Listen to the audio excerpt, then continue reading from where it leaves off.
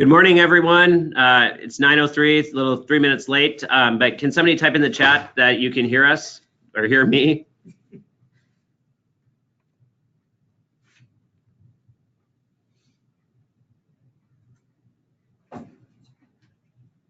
Good to go. Okay. This morning, we have Terry Patton, again from Clearest Solutions, who's going to do the presentation on managing conflict. So I will turn it over to her. But when she's done, we are looking for suggestions from the group for the annual conference presentations. Any ideas that you guys have out there that would be beneficial to the WASBO membership? So if you guys have suggestions, start thinking of those, because we are looking for suggestions for those workshops. So we'll do that after Terry's done with hers, and I'm going to turn it over to Terry. So give me just a second to figure this out.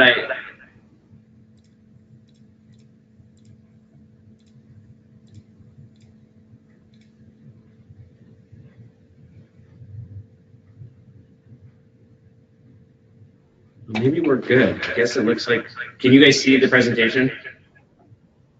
Okay. I can't. Well, I mean, Matt, I believe you already had her on as the presenter. Okay, well, I'm going to hide myself. I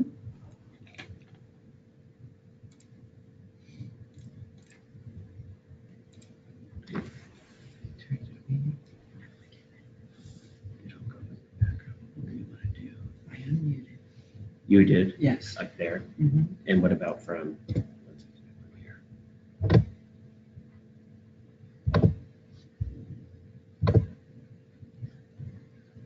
Should be good. So then we'll start the show. Yeah. Yep.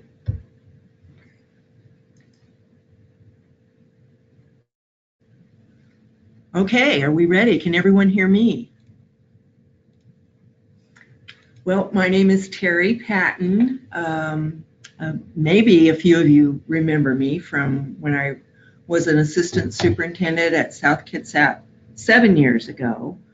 But the last few years, I've been on my own doing the kind of work I love, which is working with people and talking about human behavior. So I work for the Clearest Solutions as one of my clients, and you are either a member of Schools Insurance Association of Washington or the United Schools Insurance Program. So Clearest Solutions, you probably already know this, but one of the great things they do is provide educational training and learning. And we do this as part of our risk management service because we believe that being educated, being informed is essential to preventing and predicting problems, in other words, managing risk. So one of the few organizations or insurance companies that do this, so I'm proud to be part of this. I'm not an attorney, so nothing I say today should be construed as legal advice, just for your edification. We're going to be talking about managing conflict in the workplace. And as we know, all relationships at home, at work, in the family have some conflict involved. And what we want to learn how to do, particularly in the workplace, is to manage that conflict so that it can be a good thing. It can lead to growth and development. But we know that conflict can also be very disruptive to work. So we'll discuss some ways to manage conflict and look at change.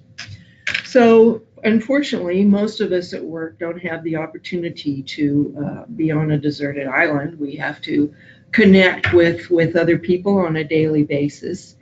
And so today's training will address how we can work together to solve some of those problems that come up when there is conflict. I figure 75% to you, Pa, Ma, and 25% divided between the 5 of us. You got Crowbar, myself, Tom, and the baby. That makes 5% for each one of us. Billy, you're cheating yourself. If there's 25% divided among the 5 of you, that's 14% apiece. Oh, no, listen, Pa. I wouldn't cheat you. You know I wouldn't. Now, look here.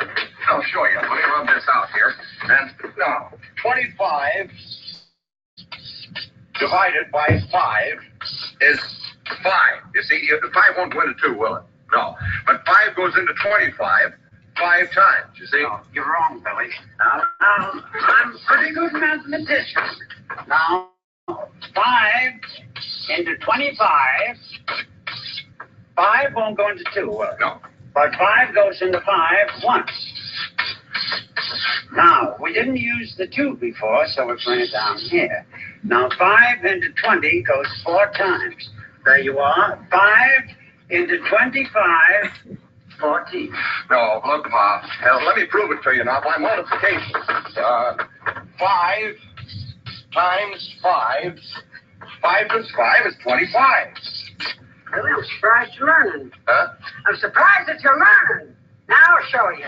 5 times 14 is 25. 5 times 4 is 20. 5 times 1 is 5. 25. That's it. No, look, Ma. See, look, you're wrong there because I'll prove it to you. We'll put down 5 14s here. 14. There. Now I'll prove to you by addition that 5 14s is not 25. 4, 8, 12, 16, 20, 21, 22, 23, 24, 25. There you are. Better brush up, Billy. I don't want to see you boys cheated.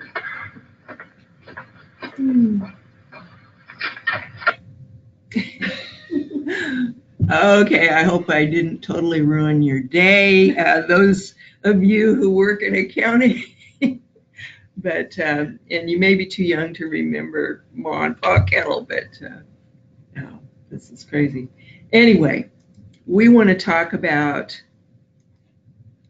what happens to a workplace as a result of conflict. So if you're sitting out there at your desk, take a few minutes and write down 3 things that you think could happen to a workplace as a result of conflict. And I am lucky enough to have 5 people sitting here. I'm asking you to do the same because I want you to report back to me. And I'll share your answers with the group.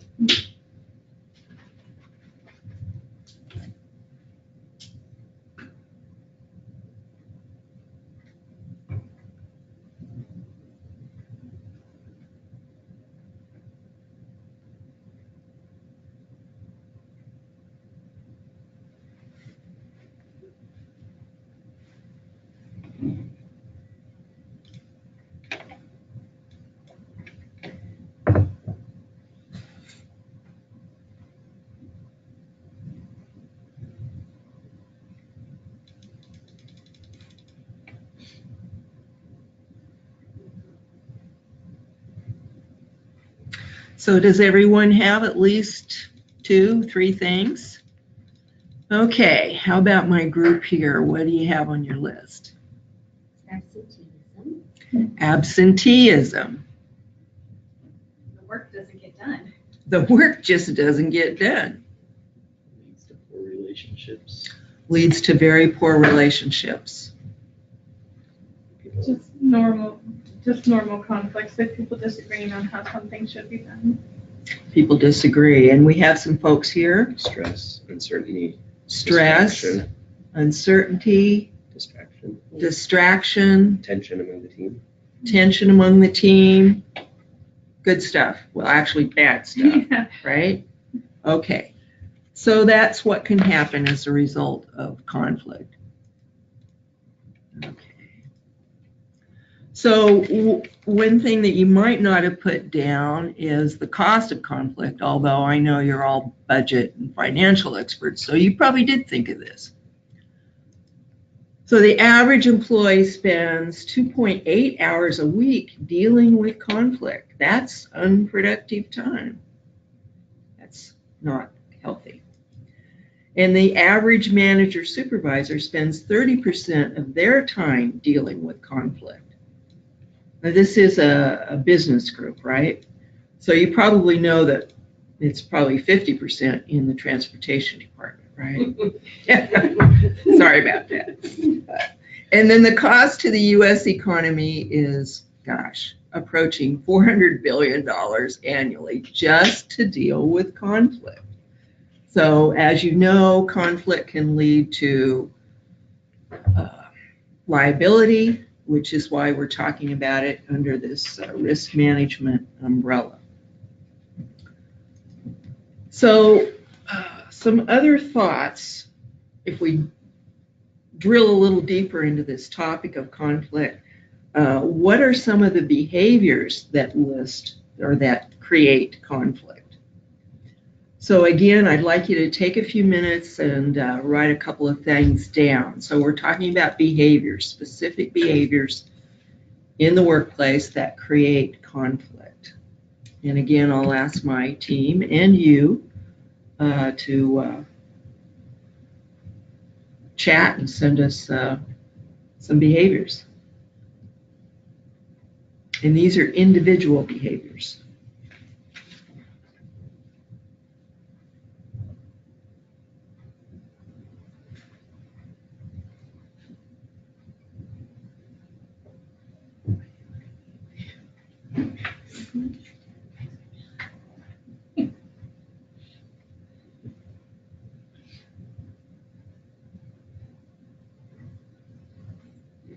Some good ones.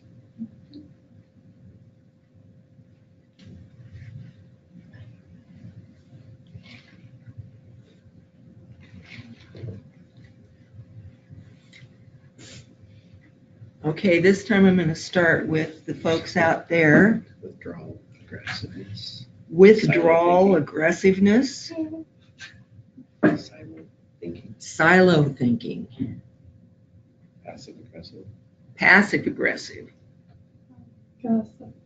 gossip, innuendo, innuendo, close-minded, close-minded, not willing to listen to the other people. not willing to listen. Listening is huge. Jealousy between workloads. Oh, jealousy between workloads, perceived Yeah. differences, right? Yeah, that is a good That one. is a That's good a one. good one. 'Cause that causes a lot of issue. Withdrawal, I think the passive aggressive hit on that. Backstabbing, always being critical.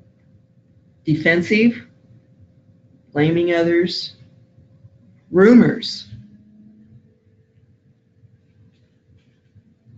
Great, I think you got the idea. All right, we'll move on. So, which one of these describes you or a coworker? One is the firecracker. Uh-oh, I think there is one in this group. So the firecracker blows up to sudden anger, but usually apologizes. But you have the feeling that this will happen again with this person.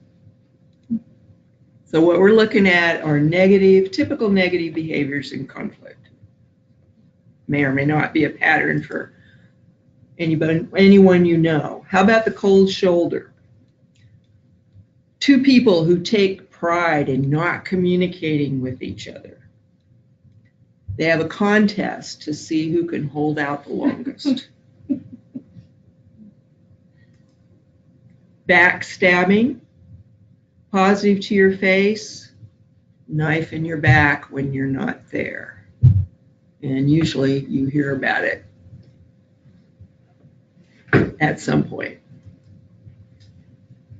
Social zinger. Throws verbal darts about you in front of others. The I was just teasing syndrome. Trivia fights. Those who battle over the little things. They will fight over the little details. They seldom get to the real issue. I'm hearing some laughter here, so there must be one or two of those around. Okay. And finally, having the last word. They must have the last remark. Lots of laughter here. The conflict is seldom over. Why? Because they must have the last word. So I don't know if you've run into any of these, but these are some typical behaviors that can cause, I would say, chronic conflict in the workplace. So, does all conflict produce negative results? Well, if you answered no, you're probably right. There are two types of conflict. We've been talking about destructive conflict, but there is also constructive conflict. So let's talk more about constructive conflict. People disagree, but they still work well with others. It's okay to disagree. In conflict, it's just like having a crucial conversation. The content is important to both sides. There is a difference of opinion and emotions are high, but you can still work through it. Mutual agreement or agree to disagree. Demonstrate respect for others, model respect, and the very most important one is people who demonstrate constructive conflict put relationships ahead of getting their own way. And that's what keeps the workplace climate the way it should be, positive. So let's think again. Today we're going to have a little silence and thinking in this presentation, but what behaviors, again, we're focusing on human behaviors, demonstrate constructive conflict? So the opposite of what we were looking at before. So write down 2 or 3 and then we'll talk about it.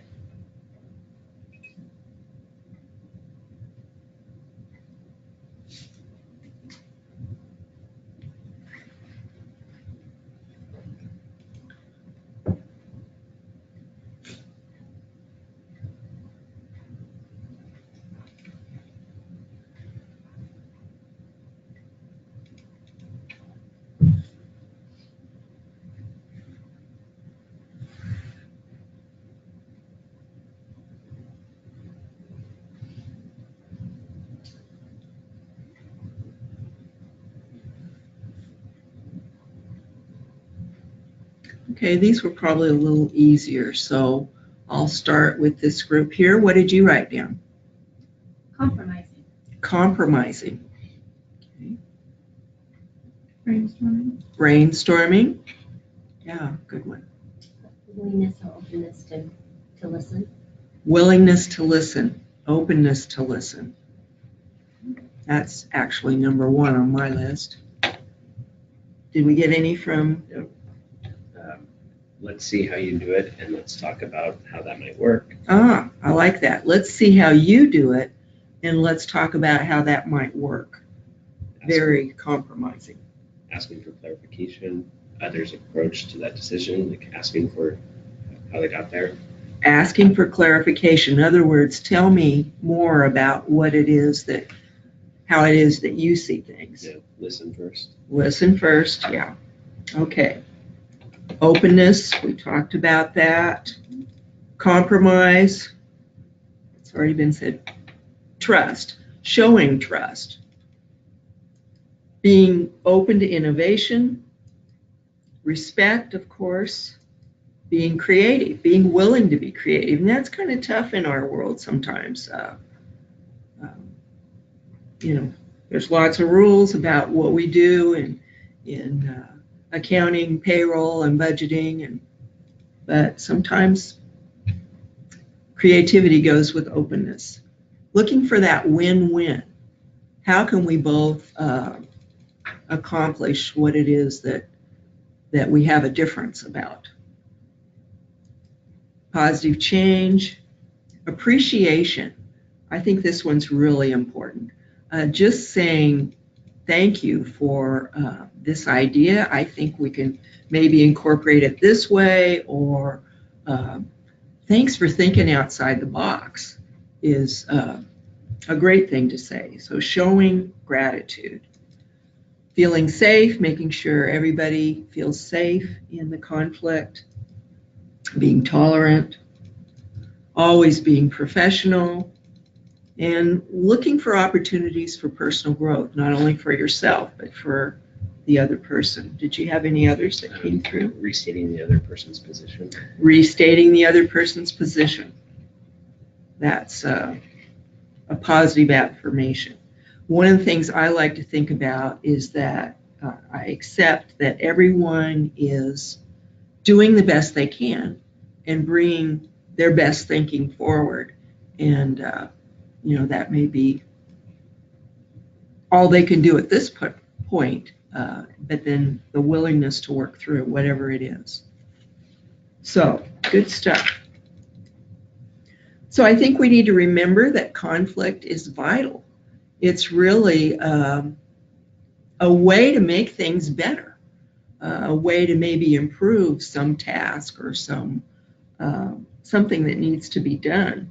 And I think it enhances our success. And I think we need to remember this proverb that smooth seas do not make skillful sailors. So sometimes it's in the midst of conflict that the good stuff happens.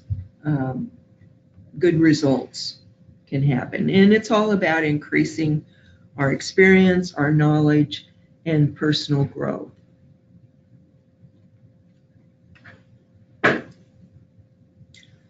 So the idea is to manage conflict when you can, predict and prevent it, be proactive, and be professional, which is constructive in dealing with conflict.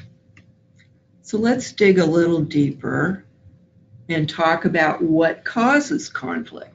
And I'm going real deep here. So we talked about behaviors earlier, but what's behind the behaviors? Any thoughts?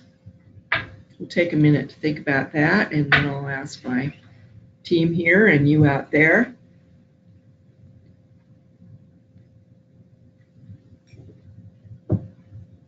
Actually, you probably have these on your handout.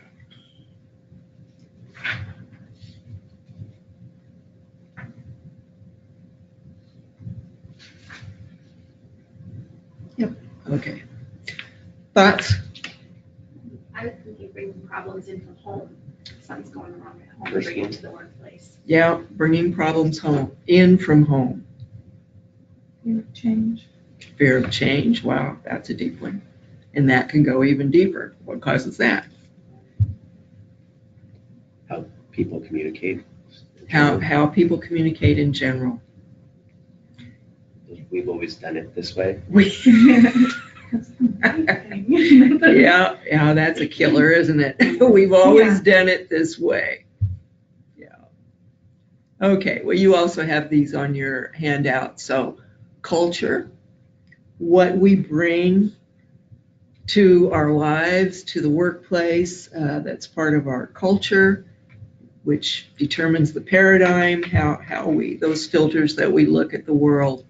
Experience is kind of the same way. Culture is a little deeper, but those experiences that we gain along the way is a big part of how we see things. And then really deep, our values, our beliefs, our bias, and we'll talk about that one a little bit more in a minute. Communication style, we will definitely talk about that. That is an area where we can actually have some more understanding and even some impact. And this one is huge, not recognizing the needs of others. So take a minute and think about what are the needs that you have that get fulfilled by coming to work.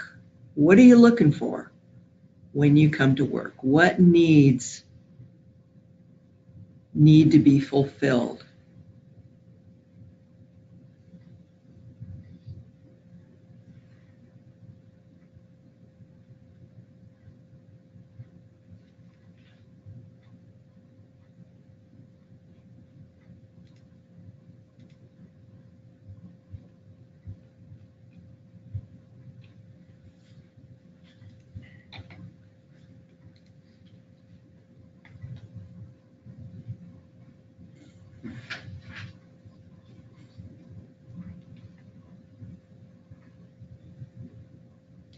Do we have any coming in? Okay. Sense of value, Sense of value, productive member of the team, being a productive member, wanting to be a productive member of the team, recognized and respected, want to be recognized and respected. Any others from here? Accomplishing goals, Accomplishing goals, Sense of belonging. sense of belonging. social, yeah. Yeah, that's huge. I would want to make it more positive, like leave it better than when you came. Want to make it Positive. more positive, leave everything better than when you came. Make a difference, in other words. In anything. Yes. Any others?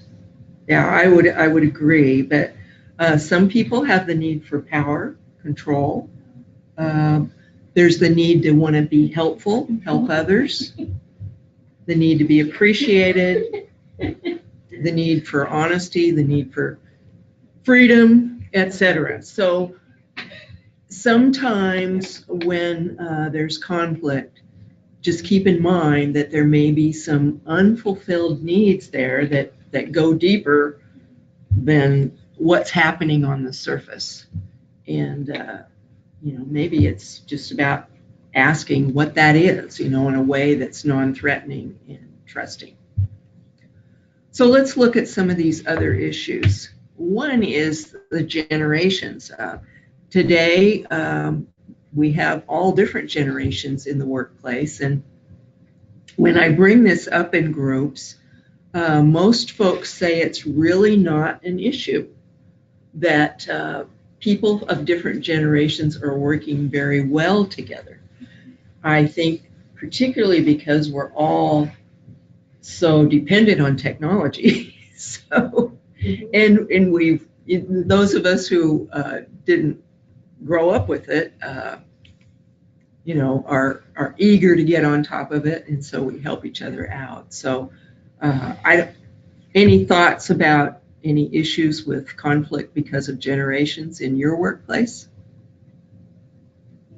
Yeah. Okay. When I started, because I was younger, a lot of people with the experience would tell me, well, you don't know, I've been doing this. And Ooh.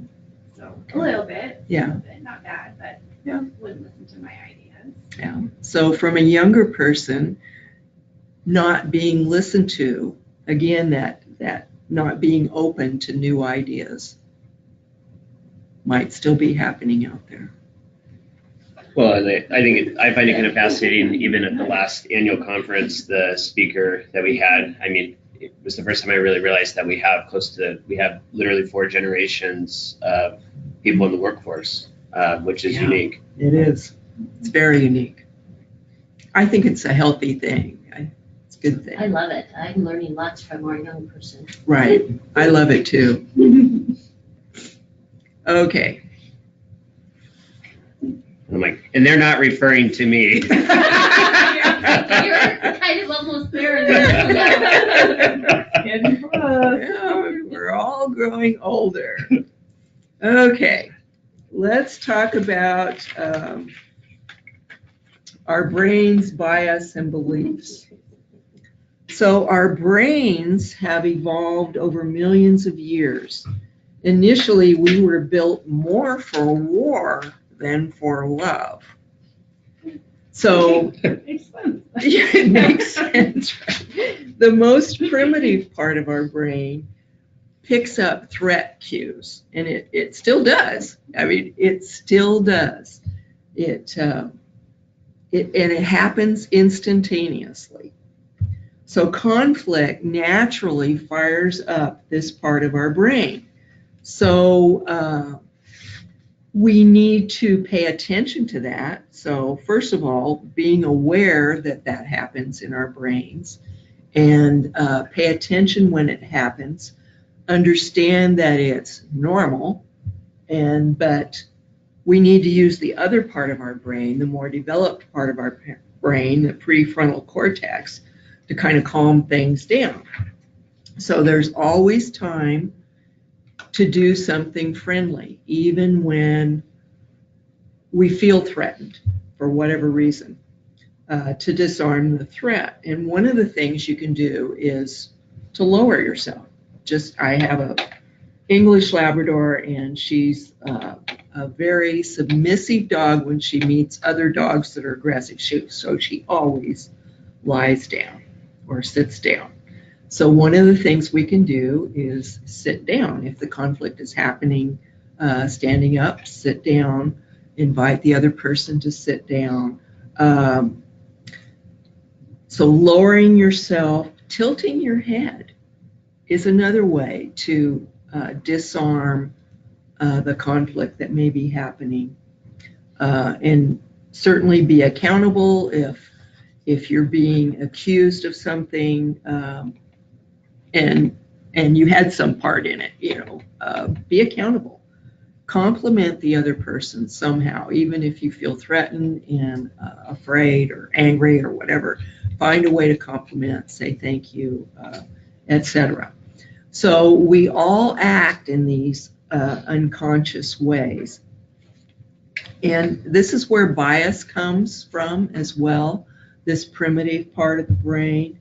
For example, our tendency to unconsciously trust certain people more than others that we've never met before, strangers, in other words.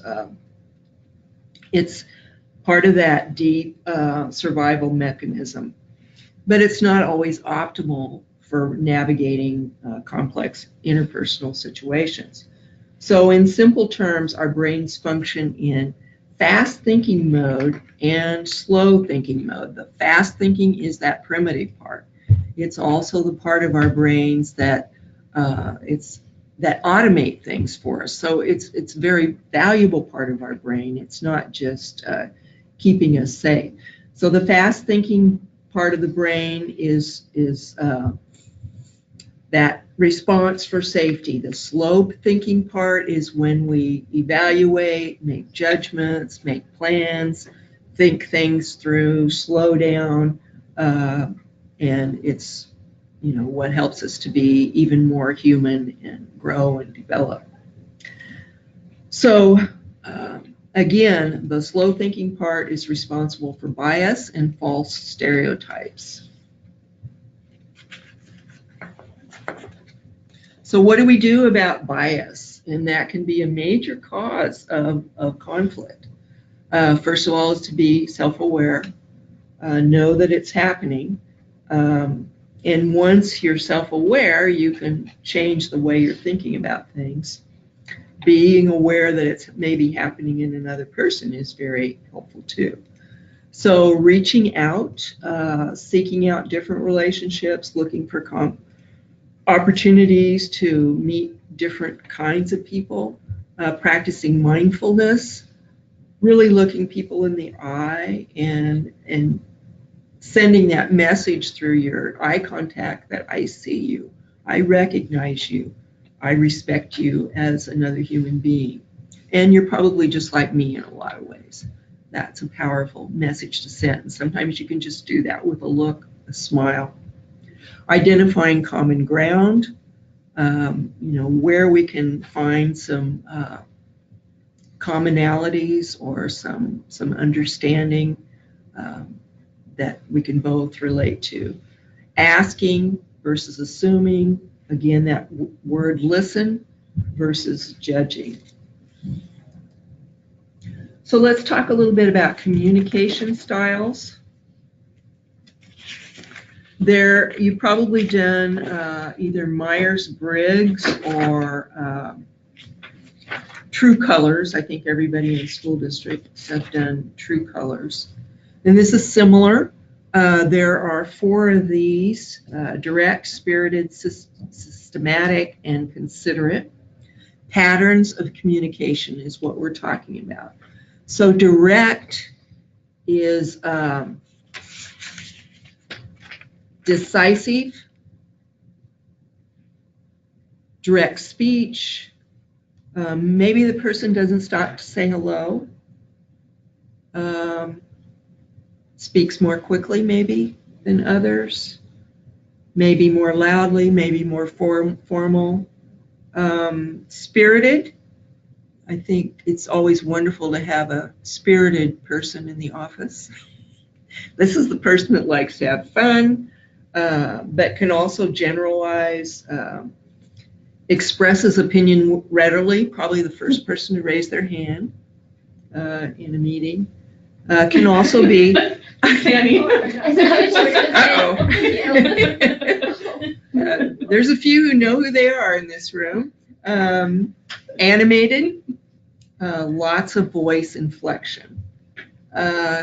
Systematic, can be also very precise, maybe avoid emotion, just the facts, focus on the details, maybe an even delivery, maybe very brief, and little inflection, in the voice. Considerate, this is the person who will listen and say, tell me more. Maybe close, personal kind of language, very supportive, probably speaks a little bit more slowly, softer tones, very patient. So you kind of got these different ones, and most people, when I talk to them about this, they say, well, I'm kind of a blend, depending on the situation, and that's totally normal too. So as we went through these, you're probably thinking, well, which style might be me, or might be my coworker, or the coworkers I see every day. But the real question we want to ask is, what are the needs of each communication style? So think about that for a minute, because we talked about needs earlier, and this is a way of going a little deeper, and because each one of these communication styles also is driven by needs. So think a minute what that might be.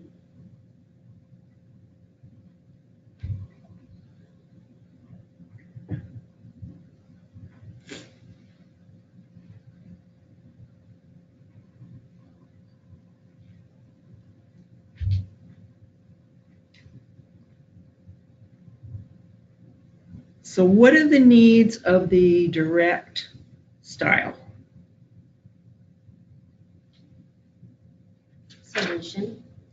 Wants a solution, wants to get the problem solved. What else? Time sensitive. Time sensitive. No need for fluff. No. Or no time, not need. Yeah, no fluff. That's me, direct, right here. Well, yeah. Well, I noticed, Matt, when I walked in this morning, we didn't waste time on any, oh yeah, it's cold out there, but that was about it. I hope I said good morning. You did. And we went right to work because we wanted to get this done. So the direct communication style wants to get things done and doesn't want to waste time. Another example was my husband.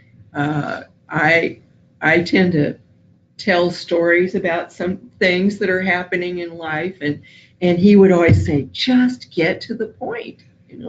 He didn't want to waste the time to hear the long drawn out explanation. So we had conflict on a regular basis. But I understood that style, so if I could anticipate, then I would tell him in advance, I need to tell you this story first, and then he would listen. So there's a clue of how to interact with that style. How about the spirited style? What are the needs of that person? Do we have one in the room? Probably me. And what would that be?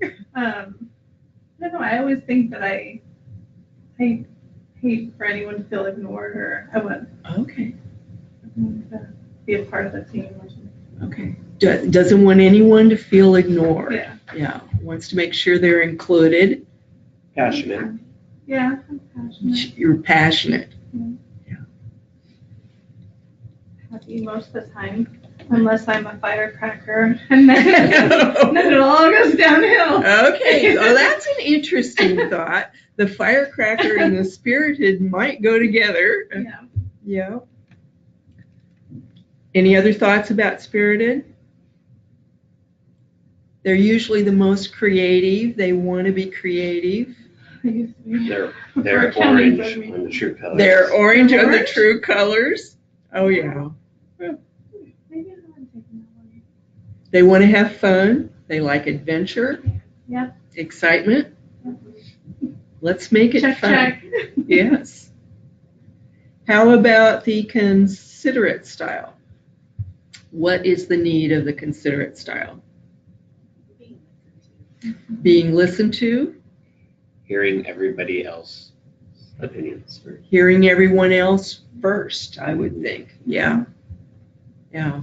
Want to gather that input, which is a great skill. Mhm. The considerate person has a need for harmony. Yeah. Wants to avoid conflict. Yeah. Yeah. Wants to make connections. Yeah.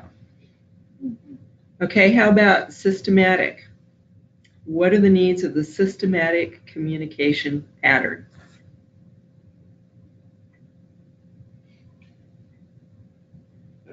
Could it be like really thinking it through before acting on? I would think so. Thinking things through before acting, Getting all the facts. getting all the facts. The Name came up, and I'm not going to mention it. Very organized. Get those ducks in a row. I think they like smooth sailing. So in some ways, the systematic style is like the considerate. Wants things to be calm, peaceful. Having the stated goal from the group. Having a stated goal. Yeah. Clear objectives. How about that one? Yeah, definitely. Okay. Well, I think you get the idea. So needs are met through communication. And that, just hold that thought. When you're communicating with someone, we're trying to meet our needs. So that's why getting underneath the surface stuff to the needs are critical. And I was reading just the other day about how communication just misfires more than it connects. So, I don't know, 85%, 90% of the time, it's going to be a miscommunication. So you have to work a little harder at it. So the idea here is to improve our communication skills by understanding the different styles, and particularly thinking about the needs that are underneath those styles. So something to reflect on. So there are other sources of conflict and in the organization, and the big one is change. And since those of you are in the business financial world, I know the one that bothered me the most over 30 years was anytime we had a data processing system change. It was horrible, because it not only impacted everyone in the department, but as everybody uses technology today. They got one coming down the line. Oh, no. Anxiety. Uh-oh. Skyward districts. Oh, okay. So, yeah, those are biggie. And there's always change, but we have to find a way to deal with it. So how about conflicting goals and objectives, maybe between departments? That can certainly cause some conflict.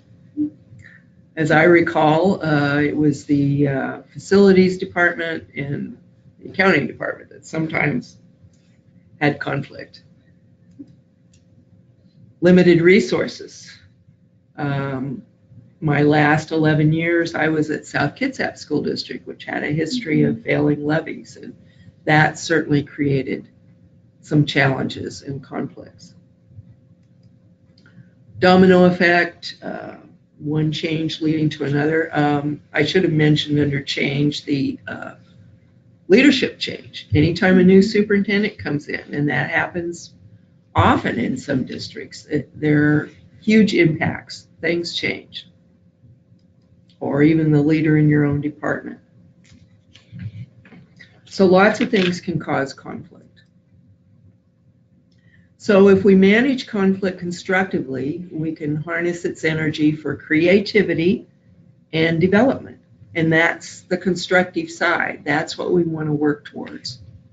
Even though change is happening, chaos is happening all around us.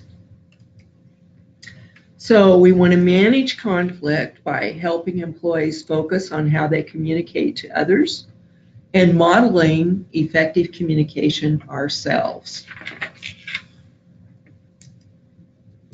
We want to help each other work on conflicts in a constructive manner, be proactive versus reactive, use that slow thinking part of our brain, the prefrontal cortex, versus the fast thinking, primitive part. And we want to create a culture that puts the needs of people and relationships first, no matter what's going on, no matter what, something that needs to be dealt with immediately. If we put the needs of people and relationships first, it will go more smoothly. So hopefully this has given you some, oh, we have a little movie. Let's go with that.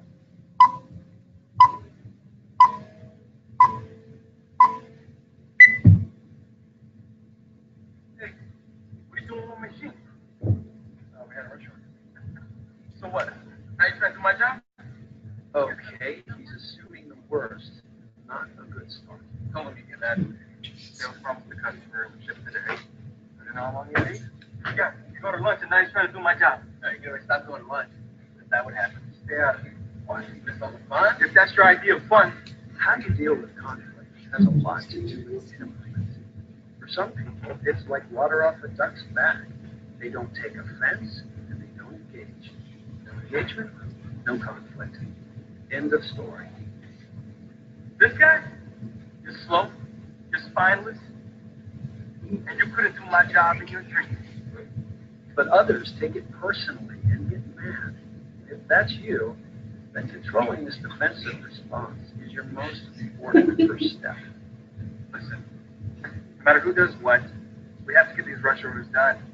If we don't get them done, customers won't have them. They hate the customers. We need the business. Perfect. He appealed to their mutual self-interest. They both need the company to succeed so they can keep the jobs. Come on, man. Listen. How about you help me finish this? How's the trouble with it anyway?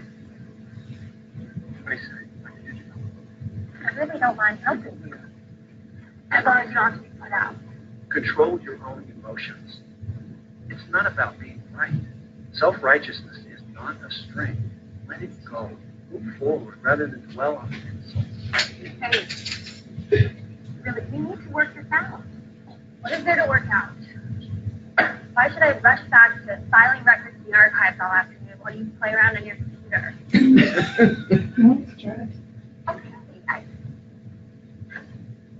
I hear that you don't look forward to your activist responsibilities and that you think that my work on these newsletters is much more fun. Good technique. She put herself in the other person's shoes. She looked at the other person's perspective. It's not really fair, is it? Well, tell me about your work in the archives. What else you like about it? Look at this card. Another good technique, active listening. It helps you maintain a relationship and keep communication open. Ask open-ended questions that require more than a yes or no answer, and then listen. Really listen. Don't interrupt and don't judge. The other person needs to feel like they have been heard. There's always have to kind of ask him. I guess it can't be difficult. Well, kind of different documents, in a particular order. Exactly. Okay, well, I hope you could hear that. It had some really good materials in it. Let's see. So the most important single ingredient is knowing how to get along with people. And that's what we're talking about today. So I hope this was helpful. I hope that maybe you learned one or two new things, and that you can approach conflict with confidence and turn it into constructive conflict. Thank you very much for the opportunity to talk with you today.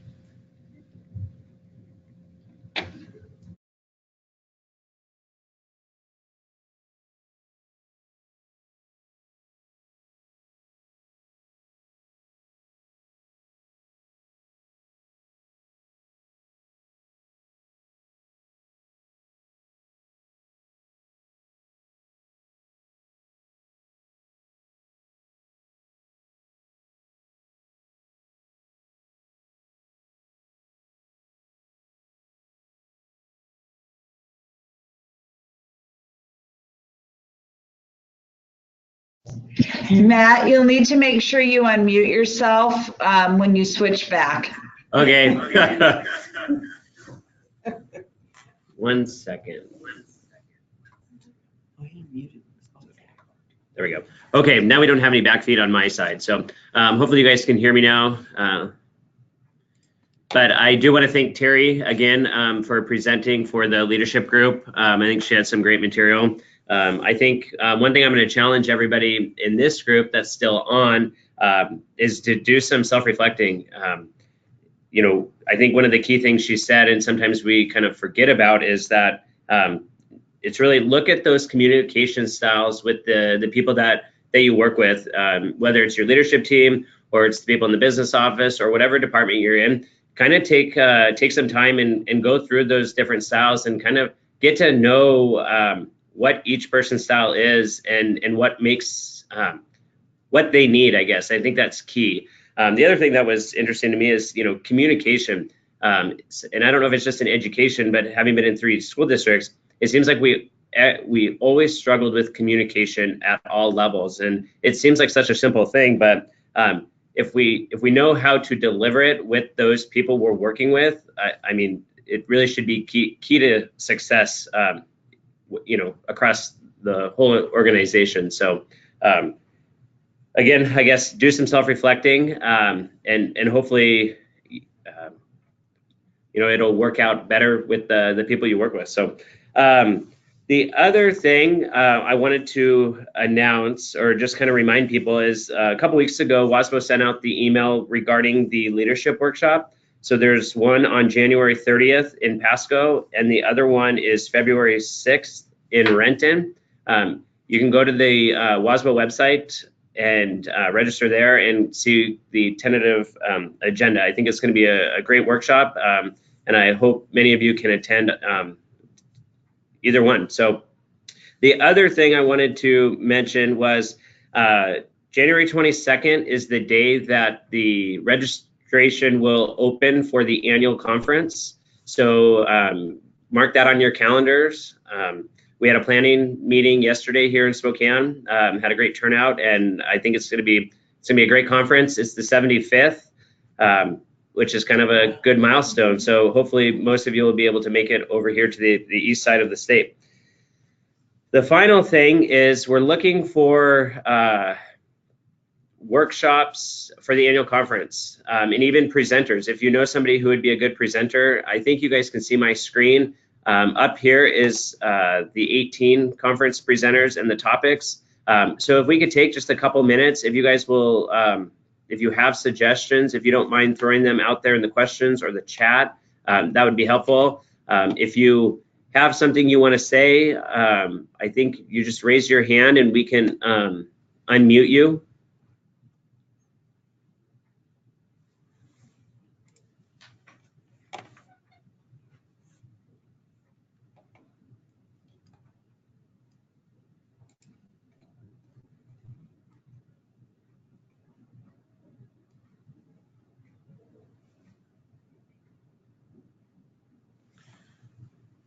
It's awfully quiet.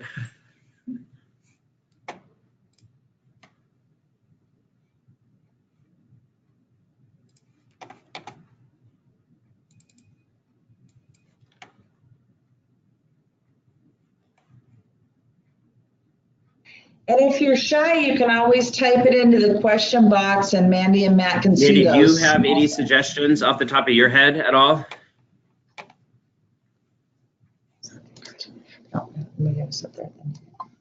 So while we're waiting for you guys to think about that, some things that we had seen in the survey that we sent out were communication was a hot topic.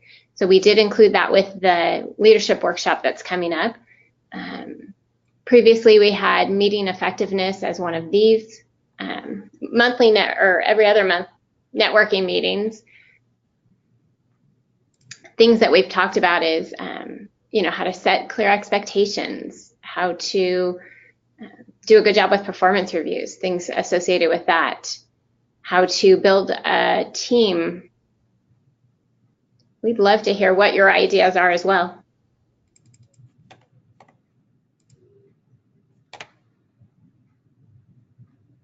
Okay, Wendy, I'm going to unmute you. You should be good to go. Well, I typed it in so that you wouldn't have to unmute me. Well, I wanted to hear you. My bad. Hi, everybody. So I was just trying to quickly brainstorm to be a contributing person to this question you have. And I wondered if a class that would just share a bunch of ideas about different team building type activities that would drive out a specific characteristic that maybe you're trying to drive out in your team. Like maybe you have one person that just doesn't participate and doesn't feel comfortable, and so maybe here's some ideas you can do for small team building. I don't know. So that's my thought.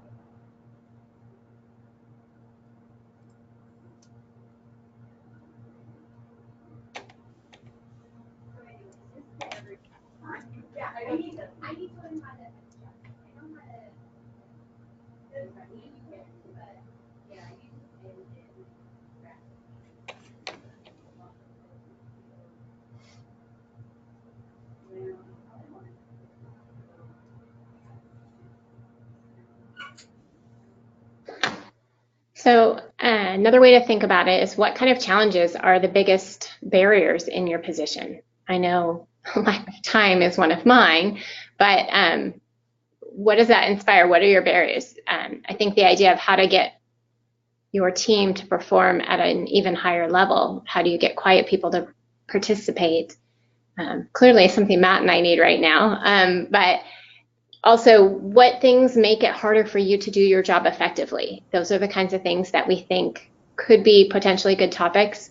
Another way to think of it would be, as you look at the teams that you work with, what can you identify as growth opportunities for people that are future leaders in your organization? Because the conference provides great opportunities for us to actually help those people branch out into future leadership roles. As far as getting individual people, that's what I mean, and I think if to invite them into the conversation, they would actually say, because otherwise, some people don't feel quite as comfortable with their opinions as others. You guys are out there fulfilling our dreams, so we're getting some good questions in here. Yes, thank you for submitting these. It really is helpful, so thank you. So one of the suggestions we had is how about doing a session on lean and how you could map out a workflow process for a team. There was a suggestion about a specific speaker who spoke on positive reinforcement. And then ideas for how to mentor staff that are doing their jobs well so they don't kind of flag your attention sometimes as much as the problem makers will. How can you mentor them to help them improve further or be more successful? Fantastic suggestions.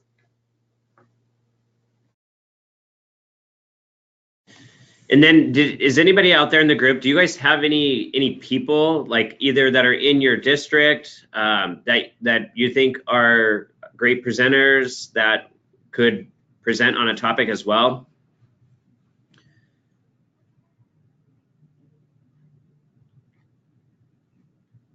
And I guess I don't want to take a lot of people's time, wasting their time just at the end of this, but if you guys have people, if you don't mind sending Mandy and I an email, that would be helpful. And we can get those to WASBO so that they can start figuring out how many sessions that we can offer and fit in with the schedule. So I appreciate those of you that gave input.